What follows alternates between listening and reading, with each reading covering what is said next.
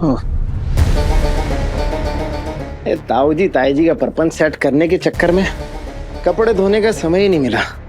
ये तो अच्छा हुआ कि ये कल वाली शर्ट धोने वाले कपड़ों में नहीं डाली, वरना बेटा पंकज बिना शर्ट के ही घूमता आज। और अब तो संजू अज्जू और विजय दत्ता की तरह अपने कपड़े भी ड्राई क्लीन होके आया करेंगे, क्योंकि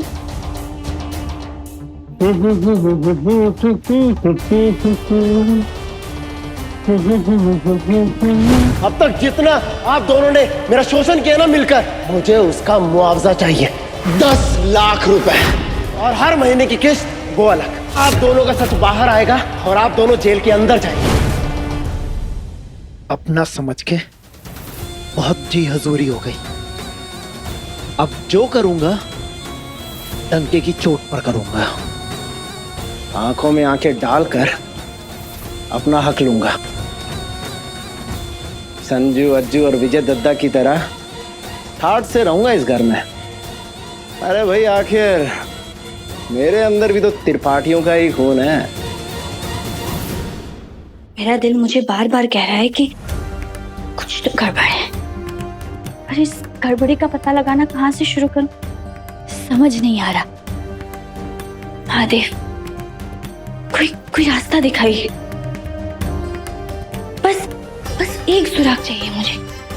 भरोसा कीजिए, इतनी तो मैं स्मार्ट हूं कि आपके दिए एक हिंट से मैं सारी कड़ियों को जोड़ लूंगी। बस एक सुराग दीजिए प्लीज। अरे यार, एक ही शर्ट बचा था, उसका भी बंटा धार कर दिया कौवा महाराज। हाँ, अब इतना भी लक्की मत बनाओ भाई।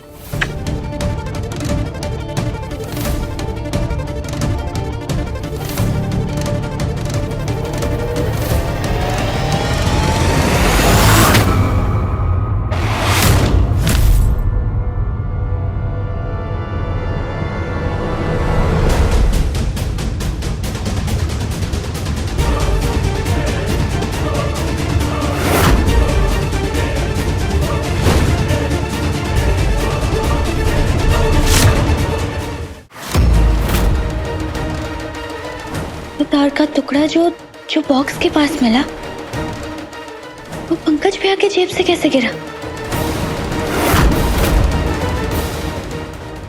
वो भी नॉर्मल तार नहीं, दांत से छील के काटा हुआ तार।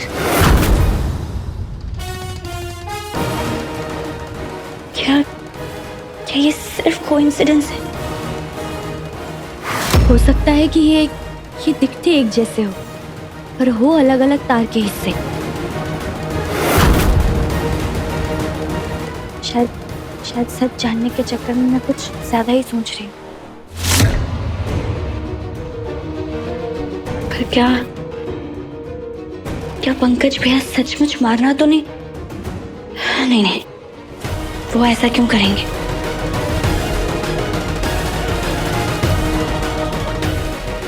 कहते हैं कि मन की आवाज कभी गलत नहीं होती, उसे नजरअंदाज नहीं करना चाहिए। सिर्फ शक के बिना पे मैं किसी को दोषी नहीं ठहराऊंगी, पर जांच जरूर करूंगी। अगर इन सब में पंकज भैया का कोई हाथ नहीं रहा तो सबके सामने मैं उनसे माफी मांगूंगी। और अगर वो दोषी निकले तो मैं उन्हें किसी भी हाल में नहीं छोड़ूंगी।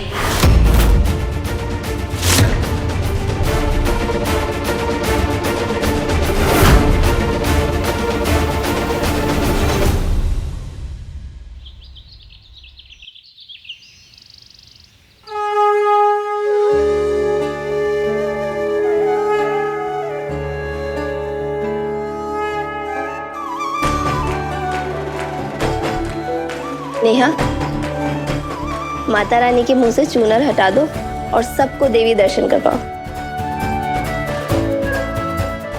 बड़े ही भाग्य से मिलता है ये मौका। जाओ। जी।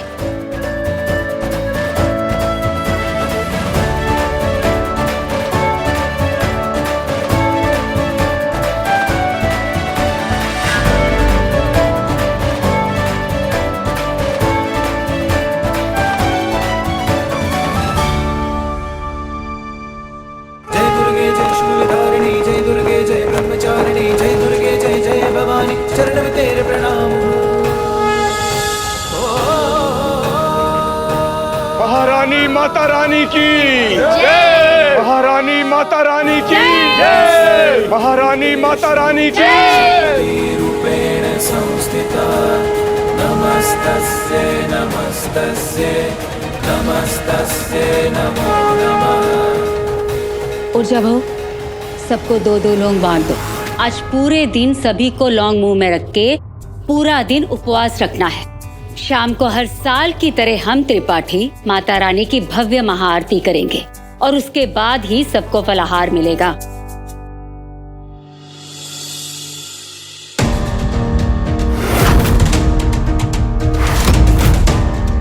अब मम्मी जी, आप ये बात बताना तो भूल ही गई कि हर साल की तरह आज से पूरे 9 दिन तक पूरे परिवार को नंगे पांव रहना होगा। अरे हाँ, विजय सही बोल रहा है। आज से 9 दिन तक कोई चप्पल नहीं पहनेगा, सब नंगे पांव ही रहेंगे।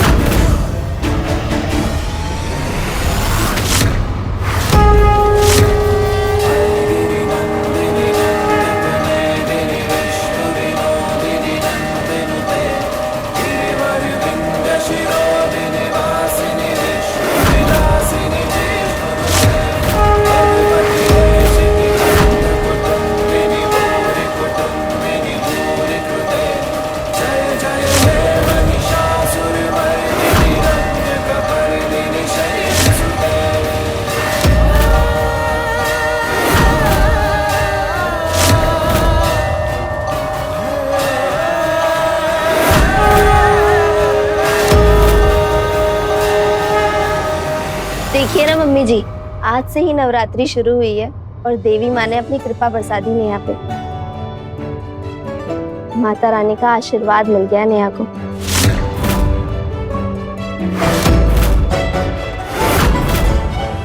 कहते हैं जब धरती पर महिषासुर का अत्याचार बढ़ रहा था तो माँ दुर्गा ने उस दुष्ट राक्षस का संहार करने के लिए त्रिशूल उठाया। और माता रानी का यही त्रिशूल जब किसी औरत के हाथ आ जाए तो किसी राक्षस जैसी सोच रखने वाले इंसान का बुरा होना तय है ना मम्मी? तो इसका मतलब कि इस साल की नवरात्रि बहुत स्पेशल होने वाली है।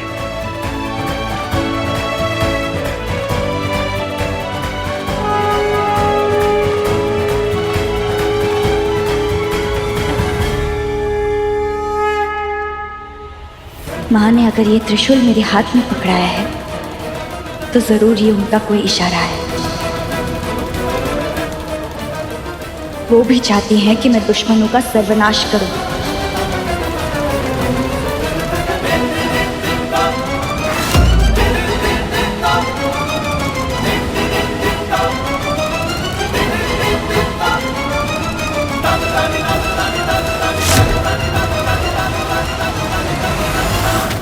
माता रानी, मुझे शक्ति देना कि मैं उस इंसान को ढूंढ के सबक सिखा सकूं जो मेरे परिवार को नुकसान पहुंचाना चाहता है। जय माता दी।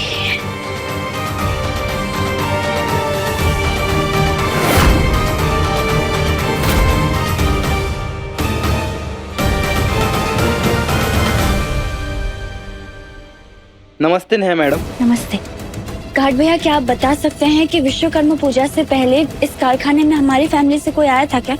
हाँ ना मैडम जी, विधायक जी, बेबी मैडम जी और पंकज भैया आए थे पूजा के एक दिन पहले।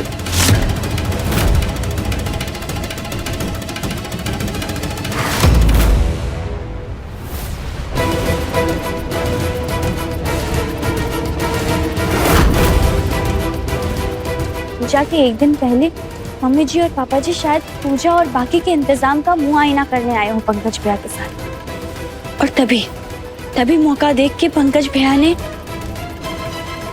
बॉक्स के वायर्स के साथ छेड़छाड़ की होगी, वरना बॉक्स में लगे वायर्स के टुकड़े उनके जेब में कहाँ से आते? मुझे अच्छे से याद है कि मम्मी जी ने एकदम लास्ट मिनट में कहा था मुझे मशीन को ऑन करने के लिए। आज हमने अपने कारखाने के लिए एक नई मशीन मंगवाई है और मैं चाहती हूँ कि इस मशीन को घर की लक्ष्मी के हाथों से ही चालू करवाया जाए, यानी घर की छोटी बहू नेहा के हाथों से। क्या पंकज भैया को पहले से ही खबर थी कि मीटर बॉक्स मैं ऑन करने वाली हूँ, या फिर उनका प्लान कुछ और था? कहीं ऐसा तो नहीं वो फैमिली में किसी और को हार्म पहुंचाना चाहते थे?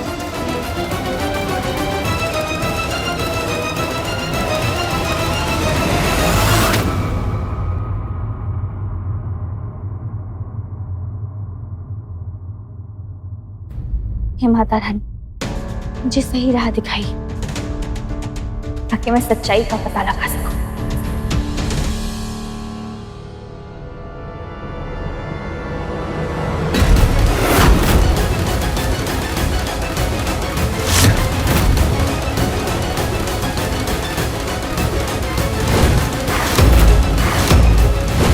जिस दिन मेरी किडनैपिंग हुई थी उस दिन बेहोशी के कारण मैं कुछ साफ देख नहीं पाई, पर जिस चीज के अंदर मुझे धक्का देकर डाला गया था वो ऐसी ही कोई गोल चीज थी, ड्रम या ढोल जैसी।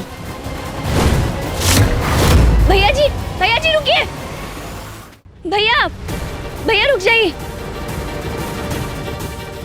क्या आपका ये ढोल मुझे बस 1 मिनट के लिए मिल जाएगा प्लीज? मैं पैसे देने के लिए तैयार हूँ, बस 1 मिनट के लिए प्लीज।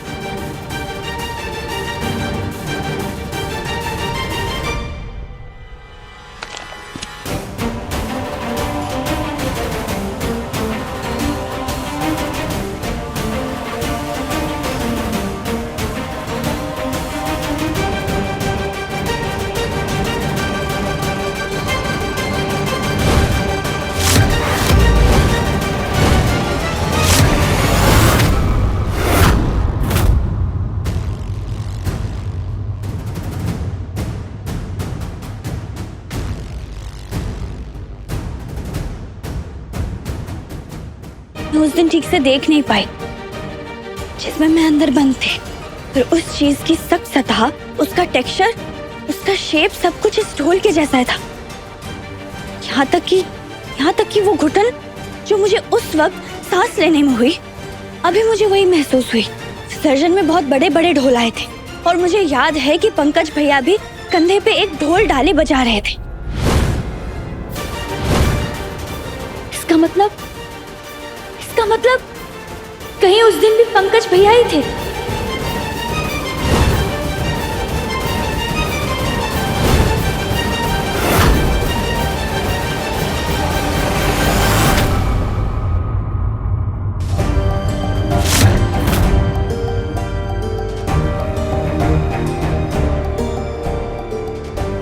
उस दिन जब मुझे ढोल के अंदर बंद किया गया था तब हाथापाई हुई थी और मुझे याद है कि मेरे हाथ में कुछ तो चीज आई थी।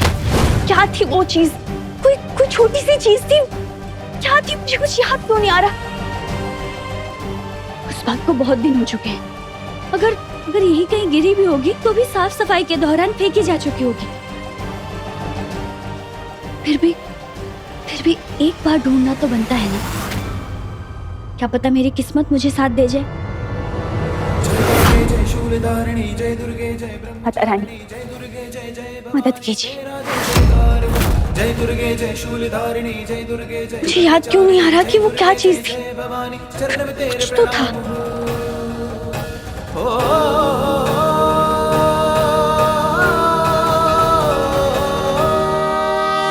या देवी सर्वभूतेषु शक्तिरूपेण संस्थिता नमस्तस्यै नमो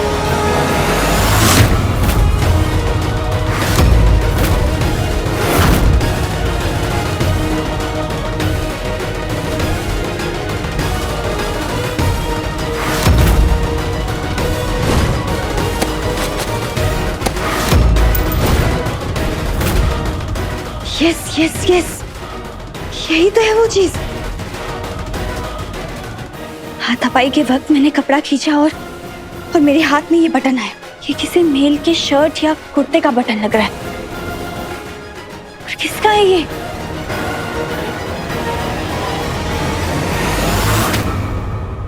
उस दिन पंकज भैया ने क्या पहना था? इस मामले में मैं बिना श्योर हुए किसी पे उंगली नहीं उठा सकती। पहले मुझे पता करना होगा कि ये बटन किसका हो सकता है। ये बहुत सीरियस मैटर है, परिवार की सुरक्षा की बात है। किसका हो सकता है ये? कैसे पता करूं मैं अब?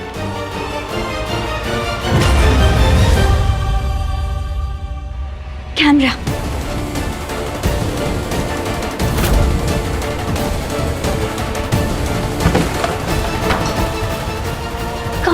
कहाँ गया? भाभी,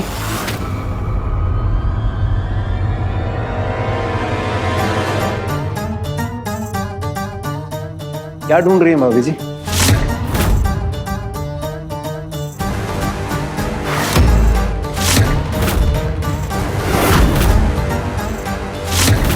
क्या हुआ?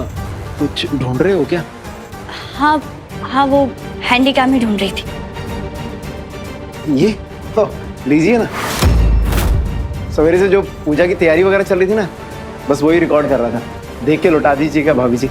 वो क्या है ना, बैटरी कम हो गई है तो चार्ज लगाना होगा।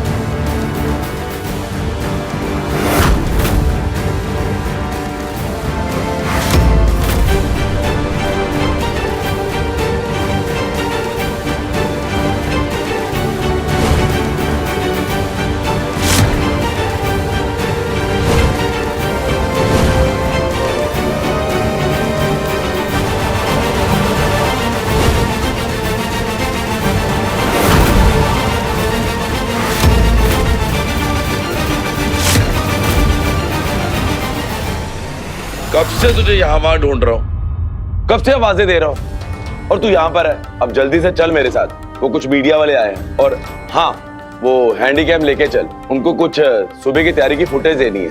तुझे पता है शाम को टीवी चैनल पर विधायक जी के घर की पूजा आरती दिखाई जाएगी। चल। जी भैया। हाँ हाँ पंकज भैया, आप ले जाइए, मैं बाद में देख लूंगी आराम से। जी भाभी जी।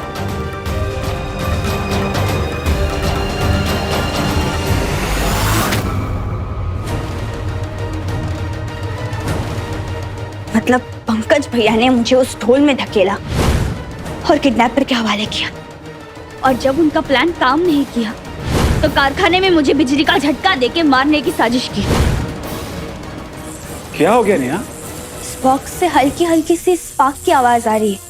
इसका मतलब मुझ पे आए बार बार मुसीबतों के पीछे पंकज भैया ही हैं। ये लीजिए जूस।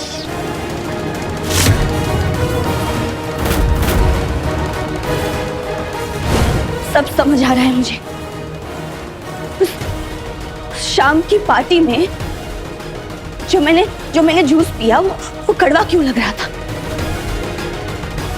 मतलब मेरे जूस में शराब भी इन्होंने ही मिलाई। और एग्जाम में जो चिट मिला, जिसका इल्जाम संजय ने अपने ऊपर ले लिया, वो चिट भी जरूर पंकज भैया ने ही। यानी मेरी जिंदगी में आए हर तूफान के पीछे पंकज भैया का ही हाथ है।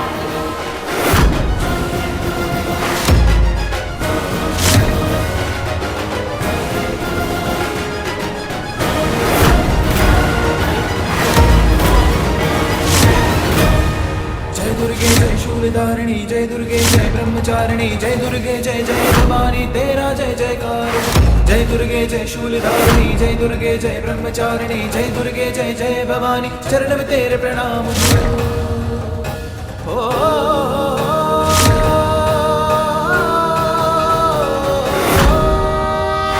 या देवी सर्वभूतेषु विष्णु मायेति शब्दिता नमस्तस्यै नमस्तस्यै। अब मुझे सब साफ साफ समझ आ रहा है माता रानी कि आपने मेरे हाथ में त्रिशूल देके मुझे क्या इशारा दिया है।